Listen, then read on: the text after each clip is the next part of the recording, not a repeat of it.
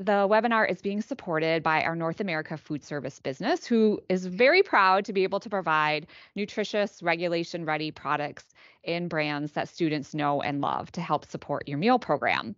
It's also being supported by my team, the Bell Institute of Health and Nutrition. And we are a team of registered dietitians, nutrition scientists, food scientists, and really serve as that center of excellence for health and nutrition for General Mills and for our businesses and for our brands.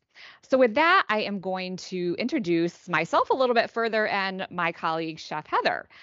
So just to give you a little bit more background on me, I am a registered dietitian. As I mentioned, I'm a nutrition manager who helps to support our food service team. And for the past 3 years have been helping to support food service and specifically our school meals team. And so it's been really fun to understand what you all do to bring to life nutritious meals for students. My background is I have an undergrad in dietetics from Michigan State and a nutrition communications degree from Tufts University. I've worked in clinical nutrition, public relations, and worked at Target prior to coming to General Mills. Now I'm going to read Chef Heather's bio. So many of you may be familiar with Chef Monica. She is moving into retirement and we will miss her. But we are so excited to have Chef Heather joining our team. So let me give you a little bit of background on her. So Chef Heather recently joined General Mills as K-12 corporate chef. She most recently worked in a large local Minnesota school district, creating recipes and training staff. Chef Heather brings the perspective of the K-12 operator to General Mills food service. Chef Heather is a graduate of the Culinary Institute of America in Hyde Park, New York.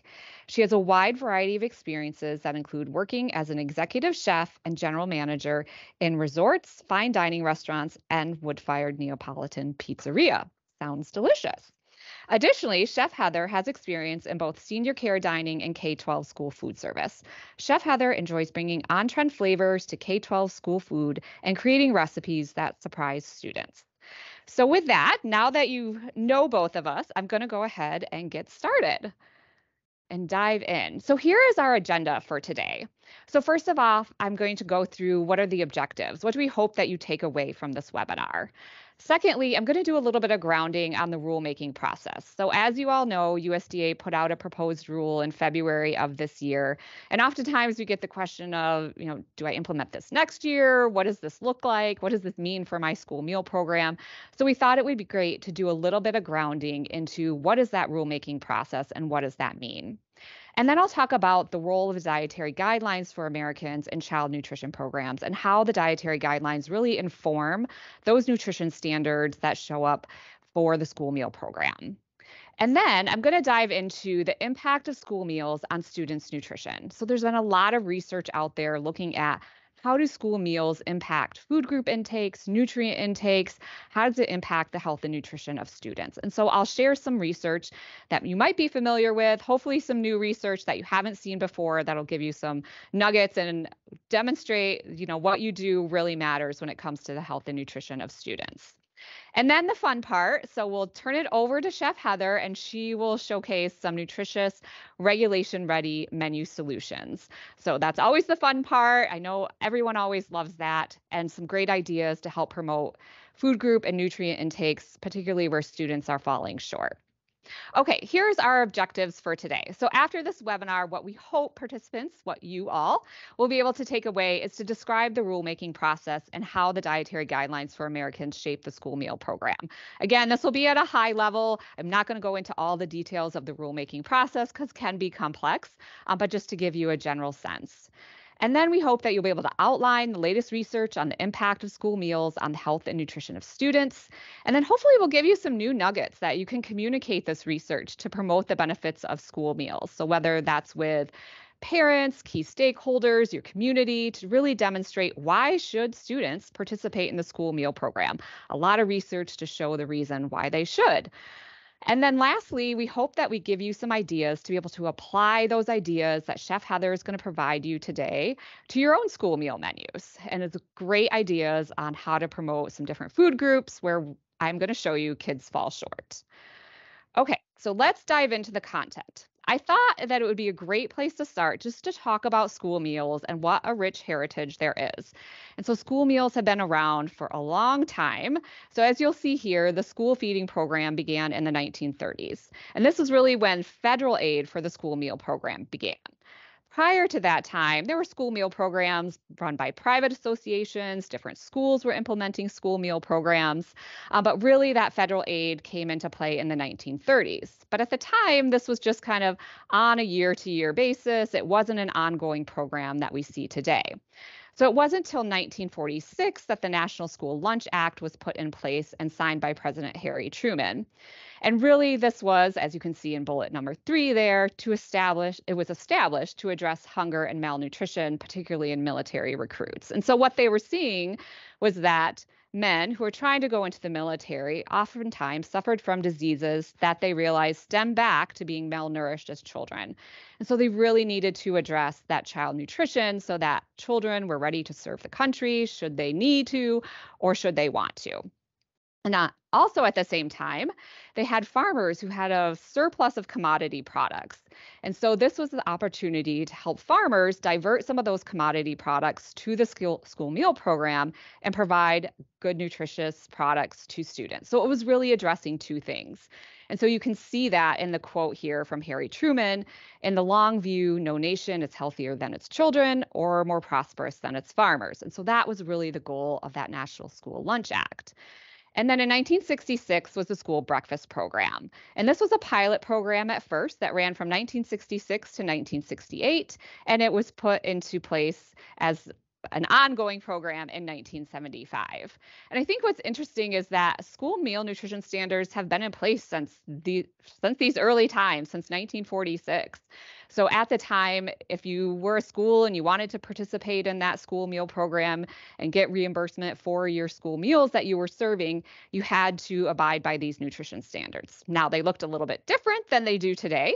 So they had type A lunches and they had type B lunches. That type A lunch, it was really based on more of these food groups. So it was whole milk, it was a protein, it was fruits and vegetables, it was enriched or whole grain, it was butter or margarine. So that was part of the school meal program at the time. Obviously, this has evolved over time. As we've looked, you'll see here on the 4th bullet, the goal of the Healthy Hunger Free Kids Act of 2010 was to improve nutrition and reduce childhood obesity. And so if you think back to 1946, it may have been about addressing vitamin or mineral deficiencies. As time has changed and we've seen different nutrition issues come up, the goal of that Healthy Hunger Free Kids Act was really around reducing childhood obesity. And I'll talk a little bit more about that in a couple of slides here.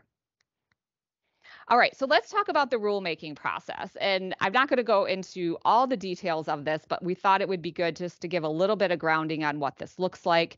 Again, we have that proposed rule that was put out in February of this year by USDA to update several different aspects of the child nutrition programs, including the nutrition standards. And so this is a snapshot of that rulemaking process. You can look at that first part, and that's where we have the authorizing legislation. So I think it's important to differentiate between legislation and regulation. And legislation is really an act from Congress saying to the agency that they need to write regulation. And that would be the rules that then eventually make their way into the Federal Register. And so if we think about child nutrition programs, that authorizing legislation is Child Nutrition Reauthorization. And the last one was in 2010 with the Healthy Hunger Free Kids Act. And from there, USDA will then write the proposed rule. Before that, they may talk to different stakeholders or interested parties to kind of get a sense of, what's happening within the school meal program, where there might be opportunities, look at the nutrition science, where there are gaps when it comes to students' nutrient intakes. So then USDA will write the proposed rule. And in between the USDA writing the proposed rule and it going into the Federal Register, there is this kind of checks and balances where it's reviewed by the president, which is assisted by the Office of Information and Regulatory Affairs. And so they're really looking at the economic analysis. And this really takes place if the rule is significant from an economic perspective, significant from a policy perspective is where this step comes into play. And then the proposed rule is published. After it's gone through this review, it gets published in the Federal Register. And from there, there's a comment period. So the public can comment on the proposed rule. And usually there's 30, 60, or 90 days in which there's a comment period, and any individual or interested party can submit a comment or comments to that agency that has written that proposed rule. Sometimes the comment period can be longer. This is really for very complex rules that have a lot going on in them, so there might be a longer comment period there. Once the agency receives comments, then they do a review of the comments and conduct a comment analysis. And they're required to take into consideration any comments that they get before that comment period. So they could accept a comment after the comment period ends, but they are not required to then take that one into consideration. So they'll take into consideration any comments that they received prior to the ending of the comment period. So they may make changes to the rule based on the comments that they receive. If they're minor changes, then that can kind of move into that final rule stage and the interagency review. If it's a major change to the proposed rule, they may have to put out a supplementary proposed rule. So if they were to completely change the sodium standards in a way that hasn't been proposed from that proposed rule, saying that a lot, then they would possibly have to put out a supplementary proposed rule. If it's just a minor change, then it would go again for that kind of interagency review, and then it would be published in the final, it would be published as a final rule in the Federal Register. And then it has to go through congressional rule. So it can't go into effect until 60 days after it's published in the Federal Register as a final rule, because this gives the time for congressional review to happen. And this is just another kind of check to make sure, like, is it incongruent with other rules that are out there? Is it not aligned to the Constitution? So it's just kind of these checks and balances along the way. And so where are we today with the proposed rule that USDA put out? That's really in that agency revision stage right there, where they're reviewing the comments. I think they received a significant amount, I think over 100,000 comments. So they'll be conducting an analysis of that, and hopefully we'll see a final rule coming out possibly in the spring of 2024, but more to come there. So that's just high level. What does that rulemaking process look like? And so I mentioned that there's this authorizing legislation that really kicks off saying to the agency that they need to write a regulation. And this really comes from Child Nutrition Reauthorization, which you might be familiar with. This is the process that Congress uses to fund and structure child nutrition programs, so school meals, the Women, Infants, and Children program, summer and after school meals. This is supposed to occur every 5 years. However, if it's not reauthorized, the program continues without changes. And so that's the state that we're in. The last time this was done was in 2010. So although it should have been up again in 2015 and 2020, it just hasn't moved forward. But these programs continue to receive funding. And what this enables Congress to do is to improve program access, support participation by underserved children, ensure nutrition quality, and simplify program administration and operations. So it's an opportunity for them to look at these programs and identify where there may be opportunity for change, where changes may be needed. All right, so I mentioned the last one was in 2010. So that was the Healthy Hunger Free Kids Act.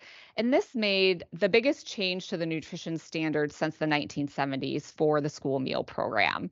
And you can see here that really the goal of this act was to improve child nutrition and advance nutrition quality of school meals.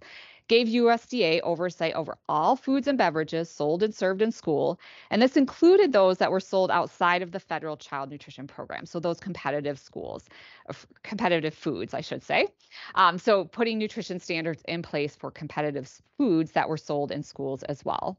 And so the USDA's objectives were to focus on reimbursable meal program as the major source of food and beverages offered at school, and encourage consumption of healthy snacks and beverages to students outside the school meal program. So again, those competitive foods.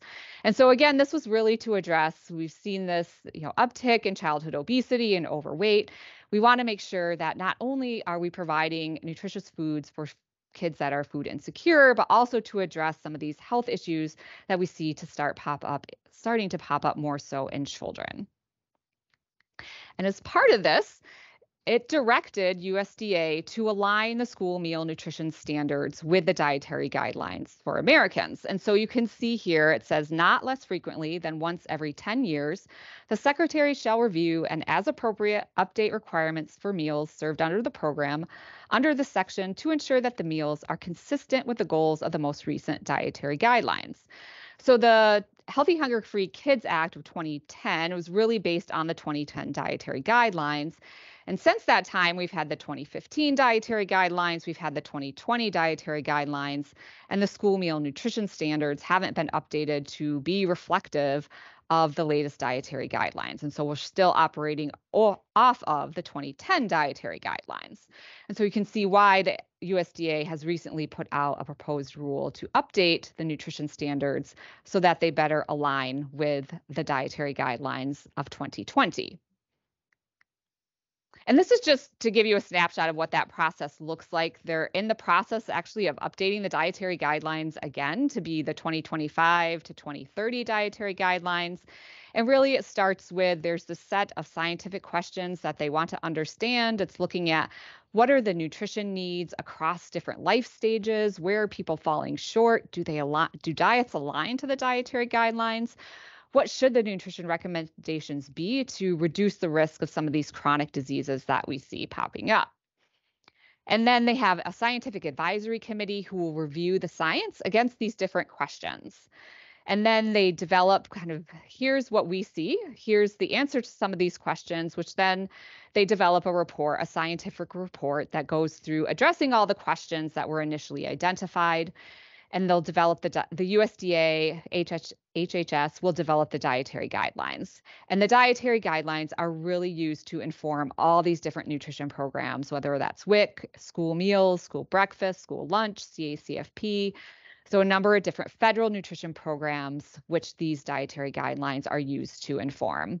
And if you're wondering where they are at today, they're in that step 3 for the 2025 dietary guidelines with the advisory committee is reviewing the scientific evidence, and then eventually we'll publish a scientific report. All right, so this is what we're operating under now is the 2020 to 2025 dietary guidelines. This is a snapshot. There's always these overarching recommendations, which are fairly general around following a healthy dietary pattern at every life stage, customizing and enjoying nutrient-dense foods, focusing on food groups that are needed, limiting things like added sugar, saturated fat, sodium. And I show you this because if you think about, what are those nutrition standards that we see in school meals? We know school meal nutrition standards need to align to dietary guidelines. When you look at what the dietary guidelines are saying, we can see how these become reflected in the nutrition standards for school meals. So if you see a healthy diet limits saturated fat, added sugars, sodium, and even, there's this sodium target here, but in the last dietary guidelines, there were even lower sodium targets for those children under the age of 14. A healthy diet includes vegetables and fruits, and they break it down into those greens and beans and red and orange vegetables. And so again, you can start to see this play out in the school meal nutrition standards as well as the meal patterns. And so this is just to give you a snapshot. They always look at nutrients of public health concern. So where are consumers falling short when it comes to nutrients within their diet? And those that are of public health concern are those that we get concerned that, disease or other things can start to crop up if we aren't getting enough of these. So thinking about calcium and vitamin D and bone health. Fiber plays an important role in heart health. Potassium also plays a role in heart health. And so these are significantly low across all consumers. But we'll talk about it a little bit more closely when it comes to where are kids falling short in their diet. So first off, I just want to talk about how they measure diet quality. And so the Dietary Guidelines Scientific Committee will look at, are consumers following the dietary guidelines? Do their diets get close to meeting the recommendations within the dietary guidelines? And as you can imagine, most people's diets do not align to the dietary guidelines, including children's. And so they'll use this score. It's called the Healthy Eating Index, and it's a measure of nutrition quality used to assess alignment with key recommendations of the dietary guidelines. So, how closely are you meeting the fruit recommendation? How closely are you meeting vegetable recommendation? Are you meeting the added sugar recommendation? And it's this maximum total score of 100. And so, if you're at 100, great, you're totally aligned to the dietary guidelines and how you're eating. If you're at the lower end, your diet really isn't aligned to those nutrition recommendations and the dietary guidelines. So this is just to give you a sense of how do they look at, are people's diets meeting dietary guidelines? And then where are they falling short in their diet is the kind of the next layer there. So, as I mentioned, most people are not meeting the dietary guidelines when it comes to their diets and aligning to those recommendations, and this includes children. So, this chart here is taken from the 2020 dietary guidelines. Then this is a snapshot of children and teens, and so you can see when your younger children get a little bit closer to meeting those dietary guidelines, that age 2 to 4 does better of any of those age groups. But then as you get older, it really starts going down, particularly in those teen years where we see, teens start to choose their own foods. They maybe aren't always making the best food choices, and they tend to have the lowest diet quality across the different age groups that we look at. And so this is just to think about, okay, they're not meeting dietary guidelines. School meals can help to provide foods that are aligned to the dietary guidelines and hopefully move them to be a little bit closer to meeting nutrition recommendations.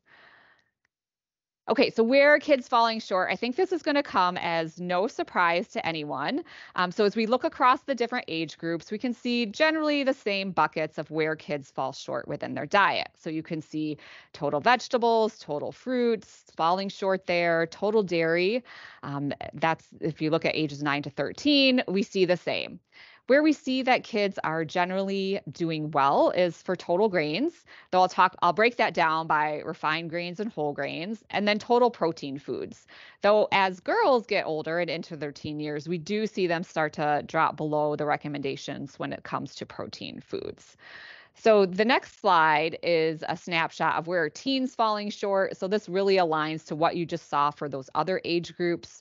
Vegetables, fruits, dairy. We do see that teen girls have the lowest intakes of dairy, which is a little bit concerning knowing, bone health and setting ourselves up for long-term bone health is really important and critical during these age times.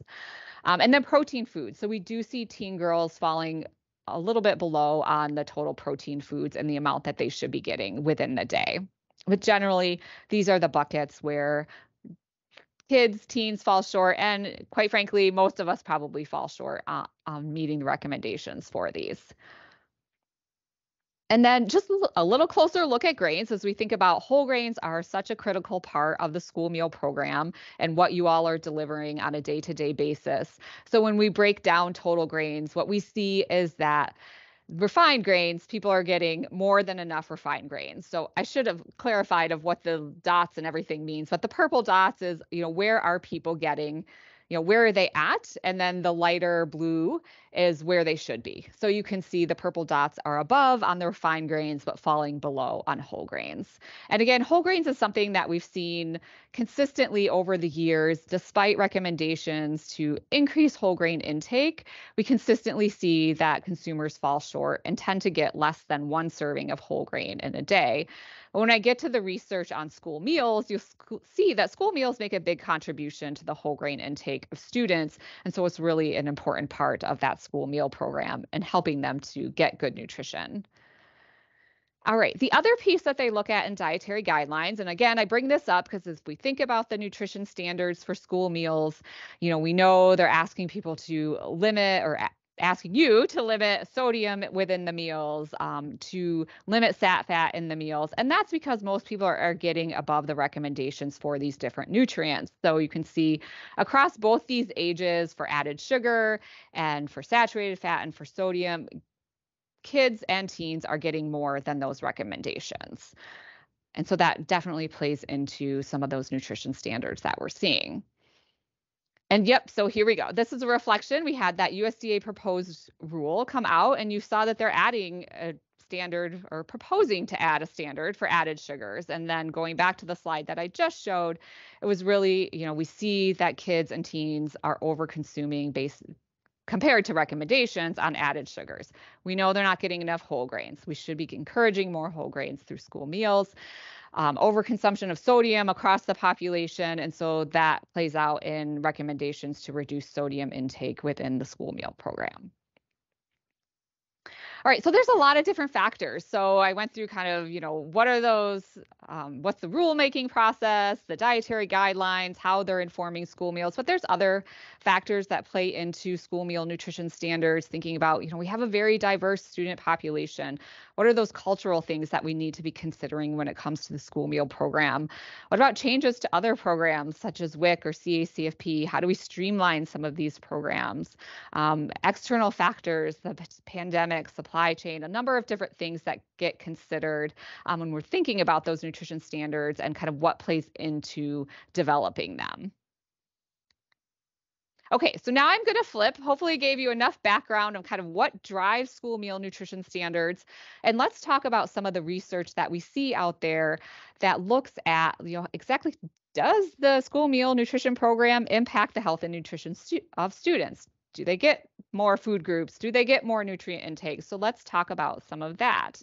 And I think one of the things that I wanted to just kind of start off with is that starting healthy habits early can reduce the risk of disease, overweight, obesity over the lifetime. And so it's really important to start those healthy habits early on in life. And I think the school meal program is a great example of helping kids to start getting those healthy habits in early. So you're serving, 30 million students through the school lunch program in 2022, close to, over 15 million in that school breakfast program. So affecting a lot of children and can really set them up for success. They might be eating things in the school meal program that they just aren't going to eat at home or won't eat at home. And so it's a great opportunity to introduce them to those healthy habits. So I'm going to touch a bit on the USDA School Nutrition and Meal Cost Study. You may all be familiar with this.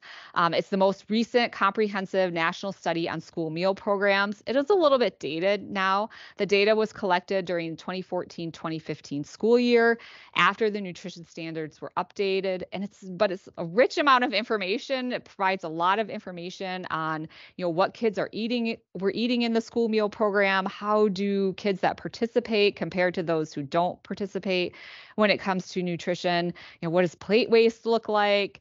What is the nutrition quality of their diets? And so it looked at a lot of different factors. And so there's a lot of information within this study. And I'm just going to show you a little bit. So the school nutrition standards have positively impacted the nutrient density of school foods. So you can look at this, and this is really like what were schools offering. And so if you look at that gray bar, that's after the updated standards. And again, this is a look at the HEI score. If you go back to what I had mentioned before, it's how aligned are these school meals to the dietary guidelines. And so the higher the score, the better. So you can see there at school breakfast, it was 71 in 2014, 2015, and that was versus 50 in 2009, 2010. So you could see there was a significant increase in the diet quality of the food that was being offered in the school meal program following the Healthy Hunger-Free Kids Act. You see that at lunch as well. And you may say, well, why is breakfast lower than lunch? But the different components within the dietary guideline, or within the HEI score, I should say, are things like vegetables, protein, which isn't required as part of the school breakfast program currently. And so that's why, the breakfast is a little bit lower than school lunch, where we see a little bit of a higher score.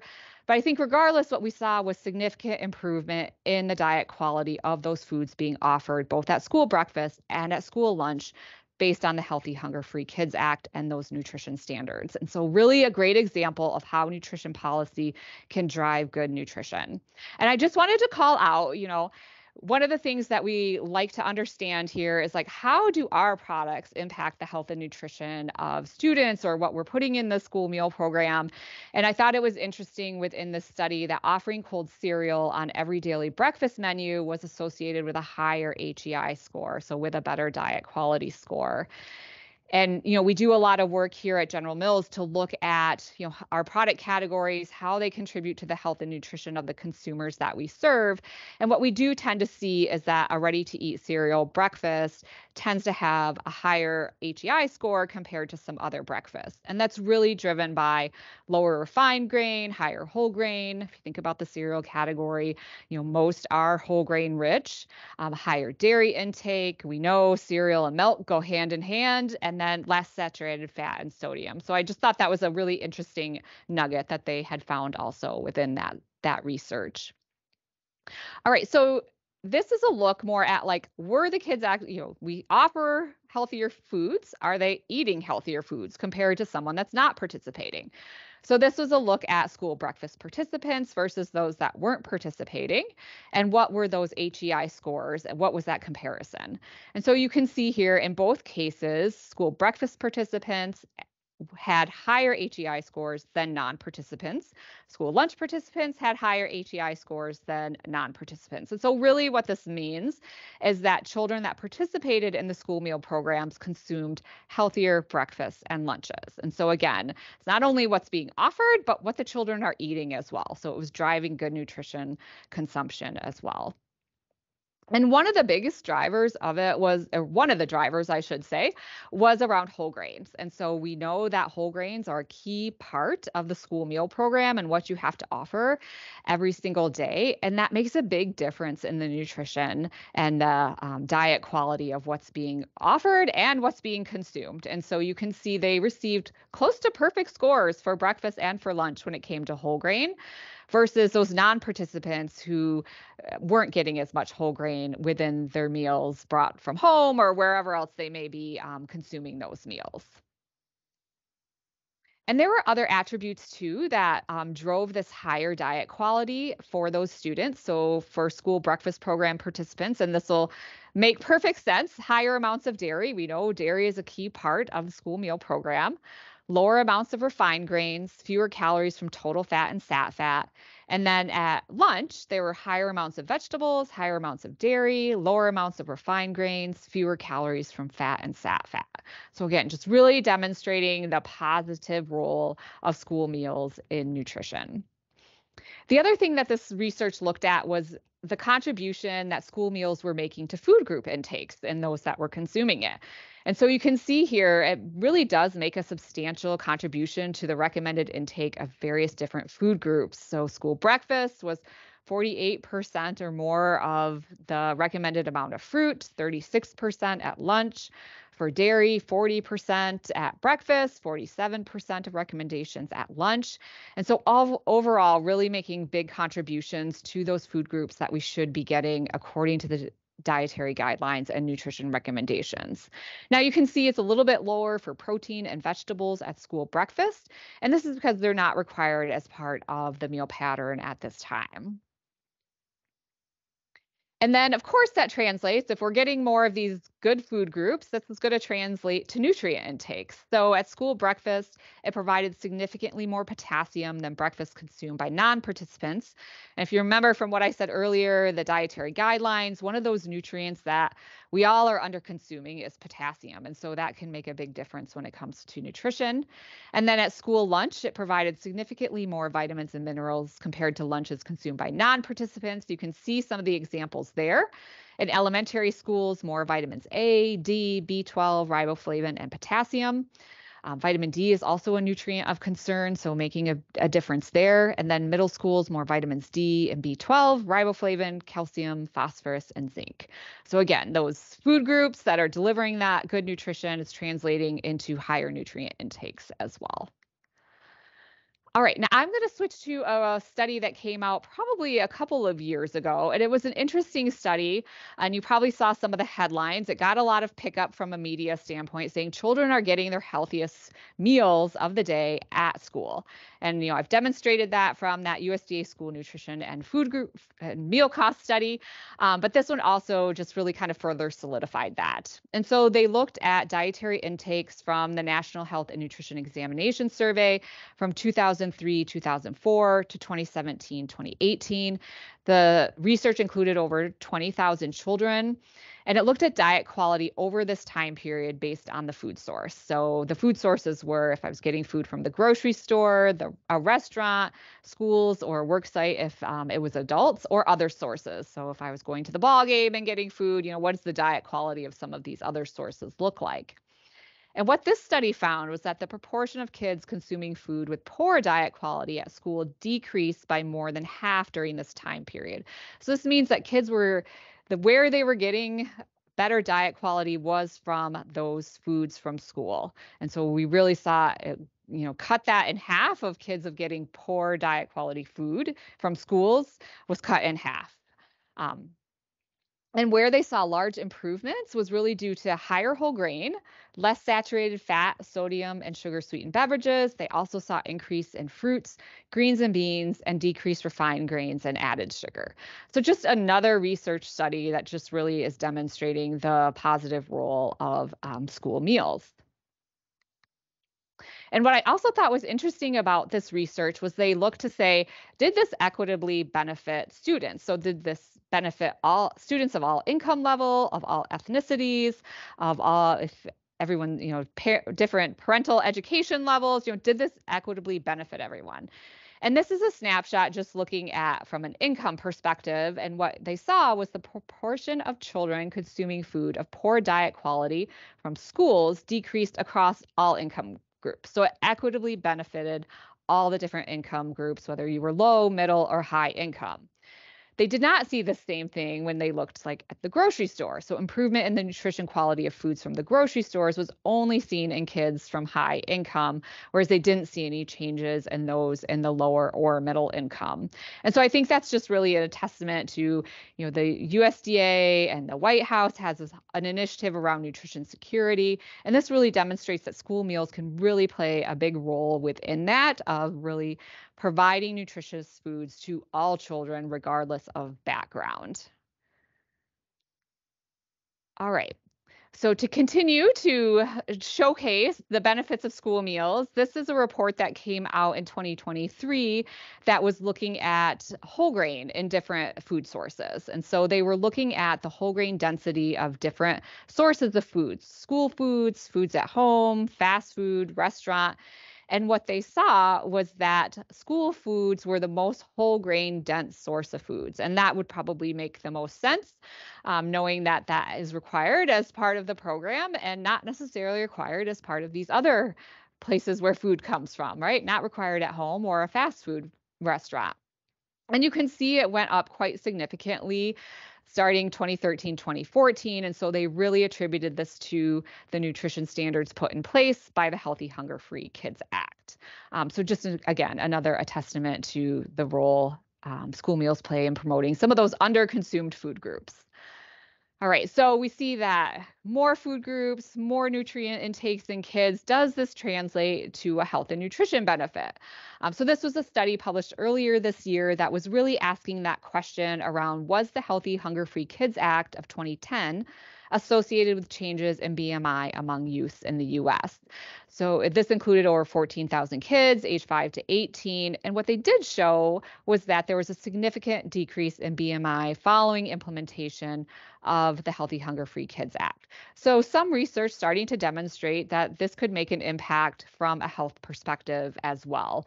So I think more research needed within this space, but I think a positive trajectory for sure.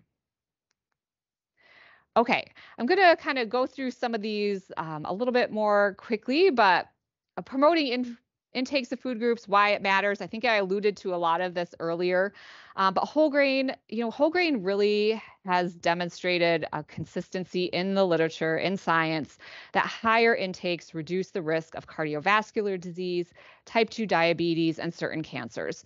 So we continuously see this as more and more research comes out. It continues to say higher whole grain intakes are beneficial from a health perspective. You'll see here this chart. It's a little bit hard to read, but this was a study that was published in The Lancet, and they were looking at individual diet components. So if you had a diet high in sodium, how did this affect your risk of disease? If you had a diet low in whole grains, how did this affect your risk of disease? They called it disability adjusted life years, which is a way of saying, years lost because of illness. What was kind of these associations between these things? And you can see here in 2019, worldwide diets low in whole grains were identified as the second leading dietary risk factor attributed to disability adjusted life years. So those life years lost because of illness. So really, showing that whole grains daily can reduce risk of disease over a lifetime, and knowing that, you're providing those every day within your school meal program is really a positive thing from a health perspective. This is just a snapshot of what are those top sources of whole grains in kids and teens. So we're able to use here at General Mills the National Health and Nutrition Examination Survey to better understand where are people getting their whole grains from, where are they getting their fruits and vegetables from. And so you can see breads, rolls, tortillas are that number one source, ready to eat cereal, number two, sandwiches, savory snacks, and pizza being that final one there. And I showed that earlier that school meal participants are more likely to consume whole grain rich grains versus non-participants. So as we think about there's opportunity to continue to promote whole grain intakes in kids, one of the things that the USDA School Nutrition and Meal Cost Study showed was that combination entrees were less likely to be thrown away. And so that could be an opportunity as we think about a sandwich or a pizza. Kids are more likely to eat those. So if those are whole grain, great opportunity to, get that whole grain in there and get kids actually eating that. Offer a variety of whole grain foods if able, to be able to give students that choice. Get students involved, whether it's sampling, get their own menu ideas, trial some different types of whole grains that maybe they haven't had before, or thinking about those whole grain versions of kids' favorites. Of course, I always go to cereal. That's an easy one. Kids know it. They like it. Generally, most of them are whole grain rich, and so it's an easy way to get that whole grain in for the day and get kids eating it. All right, dairy. So I'm sure you're all familiar on why it matters. It really contains those essential nutrients for bone growth and development. So you can see there in the blue box, dairy is a leading source of calcium, vitamin D, magnesium, phosphorus, potassium, protein for kids. These all play a role in bone health.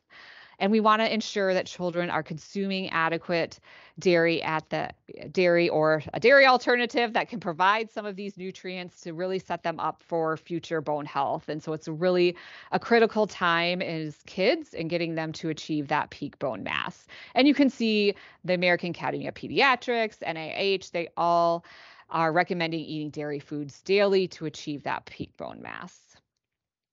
So top sources, of course, these come as no surprise: milk, cheese, flavored milk, pizza, Mexican dishes. So these are driving dairy consumption in kids. But I did want to point out that although, milk is a top source of dairy, it is the second highest for plate waste at lunch and first at breakfast when they looked at the plate waste within the USDA School Nutrition and Meal Cost Study. So thinking about, what are those opportunities to promote milk consumption? If it's not fluid milk, how can we get dairy in other ways through some of these other means? So just a couple of examples. Yogurt obviously is a great source of dairy. When we look at this, yogurt eaters are 4 times more likely to meet the dairy recommendation than non-consumers. What we tend to see is if you are a yogurt eater, you're adding it on to other dairy sources rather than replacing some of those. And so this also drives higher calcium, higher vitamin D, higher magnesium intakes as well. And of course, cereal and milk, that's an easy one, right? Cereal and milk go hand in hand. This is a look at, what percentage of milk is coming from that combination. So just as one example, for 13 to 17-year-olds, 72% of their daily milk consumption is coming from that combination of cereal and milk. So it makes a big difference in their dairy intake. And of course, cereal eaters consume more dairy than non-eaters because they are pouring it on there. We all know fruits and vegetables are good for us. I think the strongest evidence is really around heart health that we've seen. And so there's certain types of fruits and vegetables that show superior health benefits. You can see those listed there. These are some of the top sources of fruits and vegetables consumed by kids, so you can kind of see what some of those are. But we know that oftentimes at lunch or at breakfast time, these can be something that's a source of food waste as well. At lunchtime, vegetables were the number one thing that they saw that were thrown away. So, just some ideas around promoting intakes. We've seen some research out there that if you serve smoothies, you can increase fruit servings. So, this is just one example of a study for students consuming at least one fruit serving, increased from 4% to 45% when smoothies were served. And these were made from yogurt, milk, juice, and fruit. And again, those combination entrees. So if you can add vegetables to, on top of the pizza, into the sandwich. Of course, you got to get enough in there, but those are maybe more likely to be accepted and less likely to be thrown away in school meals. All right, so that's all that I have, and we are going to turn it over to Chef Heather, and she is going to showcase some regulation-ready, nutritious ideas for your school meal program that can help you promote those food groups that I mentioned are falling short in kids. Today, I'm going to be showing you some fall-themed no prep, low prep, speed scratch, and from scratch ideas using General Mills regulation-ready products. These ideas will use commodity fruit along with whole grain General Mills products and Yoplait Parfait Pro to create complete meals. As Leslie discussed, studies have shown that students tend to fall short on consuming the recommended daily amounts of whole grains, fruits, vegetables, and dairy. Using fun and familiar flavors, the ideas shown here today will encourage students to choose foods to help fill those gaps. First, we have a no-prep grab-and-go breakfast. Pairing a Cheerios peach cereal bar alongside a cup of peaches is a quick way to bring together peach cobbler flavors. This cereal bar provides 2-ounce equivalent grain per serving. Another fall favorite is Apple Crisp. Pair the Pillsbury IW Apple Fruital with a turkey ham and cheese roll-up, carrots, celery sticks, and some fresh apple slices with a caramel apple pie yogurt dip for a low-prep lunch. The caramel apple pie yogurt dip comes together easily with Yoplait Parfait Pro Vanilla, apple pie spice, and sugar-free caramel syrup.